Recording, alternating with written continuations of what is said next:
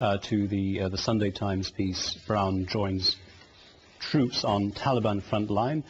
Gordon Brown, the British Prime Minister, he's gone off to Afghanistan, and he's pictured here at the Roshan Tower base, the scene of 27 insurgent attacks this year in Helmand province in the south of Afghanistan.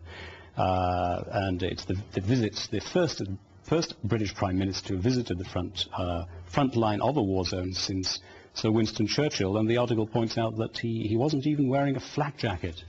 What a brave man. Well, I have to be a little bit careful when talking about Afghanistan, because I don't want to sound unpatriotic, and I have friends and indeed clients who are serving out there at present. What to say? Well, lots to say. Firstly, what are we doing out there? What is the benefit of the war to the UK population for the lives and the money that's Can I just read what Gordon Brown said in answer to that? He said that there is a line of terror, there's a chain of terror that goes from the Afghanistan and Pakistani mountains and could end up in the cities and towns of Britain. Is that the reason? Well, I think we found that terror can be created homegrown as well. I don't think that necessarily sending troops to the desolate parts of the world will remove terror from our streets. Is it removing heroin from the streets which matters? Well, heroin production doesn't seem to have gone down substantially in Afghanistan. It did briefly go down last year a little bit because wheat prices soared so high for a little while, giving an alternative to poppy growing. Let's just have a look at it's the same theme, Mohammed. We'll give you a chance to speak on Afghanistan. Yeah. I just want to show another article on the same theme. Yeah. It's the meeting that France organized for today in Paris on Afghanistan, involving trying to bring in the neighbors it's also bringing in the people who are participating in the International Security Assistance Force in Afghanistan. Unfortunately, the Iranian representative, and there is a huge border between Iran and Afghanistan, and we know that Iran has a significant role to play in Afghanistan. They were not present, apparently, as a protest against words spoken by Nicolas Sarkozy. It's fairly meaningless, I suppose, without the Iranian presence at the table in Paris. Yeah, the thing is, we have to think about, Iran, Afghanistan, and Pakistan, and we can see now Pakistan started to be a little bit unstable country. There is, the tension between India and Pakistan, I think, is indicator for something. Yes. And I don't know why the reason they try to send a lot of troops to Afghanistan. And Afghanistan, I think they need money to build it up social infrastructure. What about the social infrastructure there? What is the education there? Yes. Why we can't transfer the idea or divert the idea instead of war to something, to peaceful way. Was one of the among the agendas in the meeting, infrastructure certainly of the Paris meeting. Let's just move to Gaza. Gaza families eat grass as Israel locks border.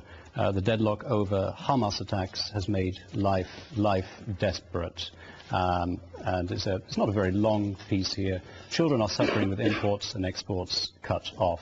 And a colleague reliably informs me that what they're eating is not exactly grass. It's something called khobeze. Perhaps you can tell us a little bit more about what that is. I think khobz is bread.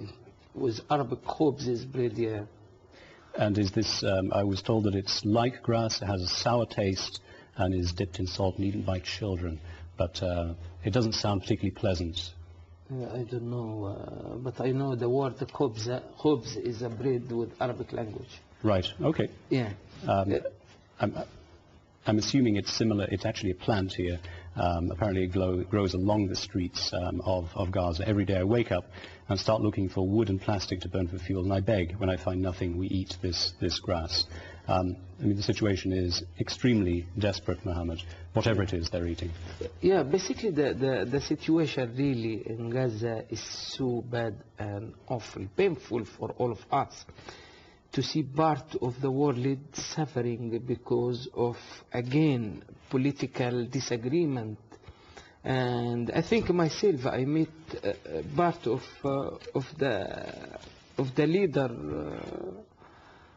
Fatah leader, Mahmoud Abbas group. I met part of them here, and we discussed, because basically what is going on there, you know, you can't find anybody to blame, because every group, each group, they believe they are right. And you know, the problem between Hamas and Fatah, it gives a chance also to Israel, you know, in favor of Israel. Basically, what they have to do in Palestine, I think that first of all they have to find or to reach agreement between both of them. Then they can start negotiation with Israel.